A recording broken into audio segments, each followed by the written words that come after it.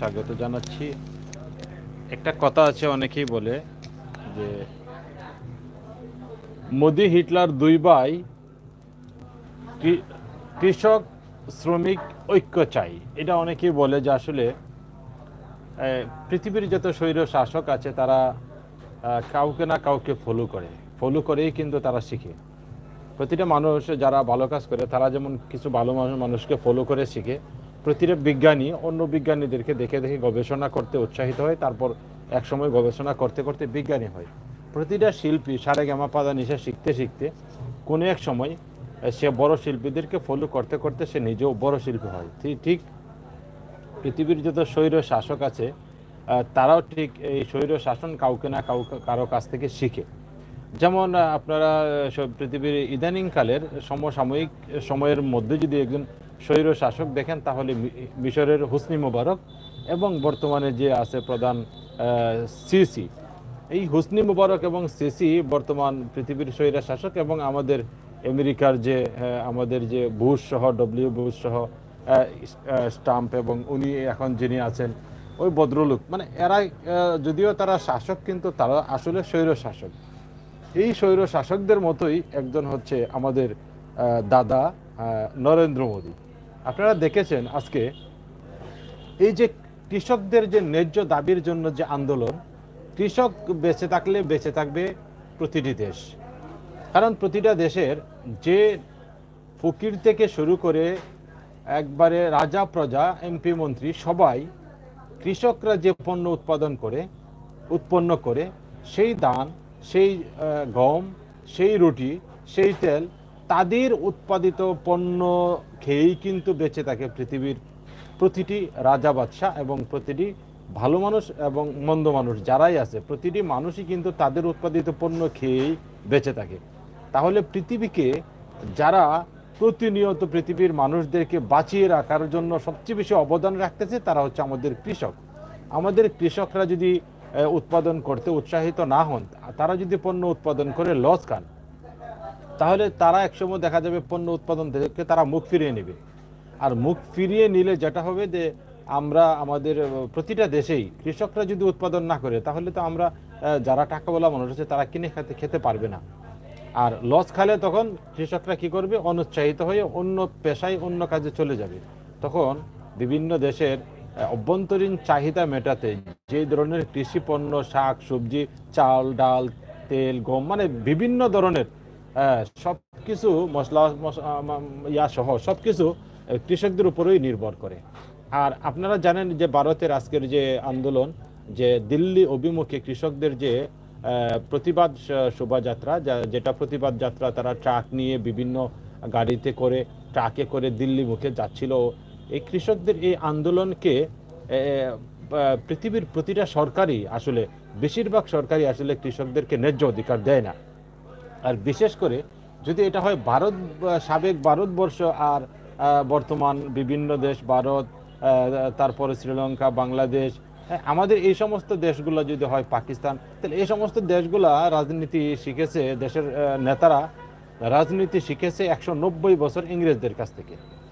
এখন 190 বছর ইংরেজদের কাছ থেকে তারা গোলামি শিখেছে, রাজনীতি শিখেছে, কিভাবে শোষণ করতে হয়, কিভাবে জুলুম করতে হয়, কিভাবে শ্রমিকদেরকে কাজ করিয়ে বেতন মারতে হয়, বেতন না দিয়ে তাদেরকে ভুক্ত রেখে, কষ্টতে রেখে, তাদেরকে পারিশ্রমিক না দিয়ে, না খাওয়াইয়ে তাদেরকে মারতে হয়, অত্যাচার নির্যাতন করে।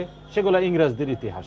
সেগুলো ইংরেজদের ইতিহাস পড়লে আমরা এগুলো পাই যে বিভিন্ন কল কারখানায় বিভিন্ন জায়গায় শ্রমিকদেরকে কাজ করিয়ে বেতন দেয়নি, মাসের পর মাস, বছরের পর বছর এই ইংরেজরা শোষণ করেছে আমাদের এই ভারতবর্ষে 190 বছর।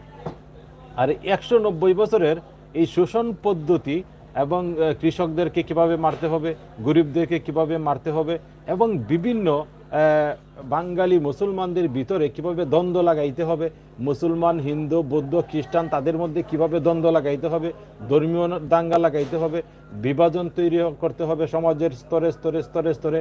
হ্যাঁ, এই সমস্ত কাজগুলো আমাদের রাজনীতিবিদরা শিখেছে ইংরেজদের কাছ থেকে। তারা যদি আমাদের সমাজের যারা ভালো নেতা, যারা আমাদের আদর্শবান নেতা, যারা সকল শ্রেণীর মানুষদের ঐক্য চান, শান্তি চান, ন্যায্য অধিকার চান, কৃষকদের ভালো চান, কল্যাণ চান, এরকম নেতাদের কাছ থেকে যদি তারা শিখতো রাজনীতি, তাহলে আমাদের এই বাঙালি মানুষদের জন্য আজকে আন্দোলন করতে হতো না অধিকারের জন্য। আজকে কৃষক যখন পণ্য ফলাবে, কৃষক যদি পণ্যের অতিরিক্ত দাম পায় না, তাহলে তো সে কৃষক পণ্য ফলাবে না, সে ব্যবসা কৃষি কাজ ছেড়ে দিবে, অন্য কাজে চলে যাবে। তখন খাদ্যের অভাব দেখা দিবে, দেশ খাদ্যে অস্বয়ংসম্পূর্ণ হবে, তখন দ্রব্যমূল্যের দাম বেড়ে যাবে। অন্য দেশ থেকে তখন আমাদের অন্য দেশ থেকে আমাদের পণ্য আমদানি করতে হবে। তখন আমাদেরকে অতিরিক্ত আমরা দেশের কাজে যে ডলার ব্যয় করতাম, সেই ডলার দিয়ে অন্য দেশ থেকে আমাদেরকে পণ্য অতিরিক্ত দামে আনতে হবে। তখন কিন্তু আমরা দেশের যে অভ্যন্তরীণ চাহিদা সেটা আমরা পূরণ করতে পারবো না। এই জন্য আমাদের কৃষকরা হচ্ছে সমাজের সবচেয়ে চালিকা শক্তি। বড় বড় অট্টালিকায় এসি রুমে বসে যারা মুরগ খান, পোলাও কুরমা খান, হ্যাঁ, এই যে গরুর রোস্ট খান, তারপরে খাসির রোস্ট খান, তারপরে মনে করেন কাবাব খান, হ্যাঁ, এই যে গ্রিল খান, যত ধরনের চাইনিজ আছে, এই সব কিছুই কিন্তু এই কৃষকদের ফসল। কৃষকদের কাজ কষ্ট করে তারা ফলায়, কষ্ট করে তারা লালন পালন করে, আর এই কোটিপতিরা যারা এই সমাজের গরিব মানুষদেরকে শুষে খায়, তারা কিন্তু বুক করে এই অট্টালিকায় বসে বসে। তাহলে এই দেশের, আমাদের দেশের বাঙালি শাসকরা আজকে পৃথিবীর সবচেয়ে নির্লজ্জ শাসক। আজকে বাংলাদেশের মানুষ আন্দোলন করে কৃষির পণ্যের ন্যায্য অধিকারের জন্য, আজকে ইন্ডিয়াতে আন্দোলন করে কৃষি পণ্যের ন্যায্য অধিকারের জন্য, ন্যায্য পাওনা যাতে পায়, কৃষক যাতে লাভবান হতে পারে, তাদের বীমার জন্য, তাদের বিরুদ্ধে যে মিথ্যা মামলা, সেই মামলা প্রত্যাহারের জন্য। কৃষক বেঁচে থাকলে বেঁচে থাকবে দেশ, বেঁচে থাকবে দেশের মানুষ, দেশ উন্নয়ন হবে। আর কৃষক যদি বেঁচে না থাকে, তাহলে ওই দেশ ফকির হয়ে যাবে। আপনি তো এই দেশের পাই সিমেন্ট আর বড় বড় রড চিবিয়ে খাইতে পারবেন না নাকি? আপনি তো গাছপালা খাইতে পারবেন না নাকি? আমরা তো গরু নাই যে আমরা ঘাস খাবো। ঘাস খেয়ে তো মানুষ বাঁচতে পারবে না। মানুষ পেট ভরে ভাত খাইতে চাইবে, ডাল খাইতে চাইবে, মাছ খাইতে চাইবে, আর এগুলো তো কৃষক ছাড়া হবে না। আজকে দেখা যায় ইন্ডিয়াতে আন্দোলন করতেছে, আর এই আন্দোলনরত মানুষদের উপর টিয়ার সেল নিক্ষেপ করা হইতেছে। আজকে তাদেরকে ইন্ডিয়ার রাজধানী দিল্লিতে ঢুকতে দেওয়া হচ্ছে না। চতুর্দিকের রাস্তাগুলাকে কনক্রিট দিয়ে, কাঁটাতারের বেড়া দিয়ে, মানে সেখানে তাদেরকে আটকিয়ে দেওয়া হচ্ছে। তাদের উপর ড্রোন থেকে তাদের উপর টিয়ার সেল নিক্ষেপ করা হচ্ছে, গুলি করা হচ্ছে। এই হচ্ছে স্বৈরাচার শাসকদের পদধ্বনি। এই জন্যই বলি যে একজন শাসক, সে যেই ধর্মেরই হোক, আমি ধর্মের বিষয়টা বারবারই টেনে আনি না, কিন্তু এটা উদাহরণ দিই। সে হিন্দু হোক, সে বৌদ্ধ হোক, সে মুসলিম হোক, সে খ্রিস্টান হোক, সে রাষ্ট্রের প্রধান।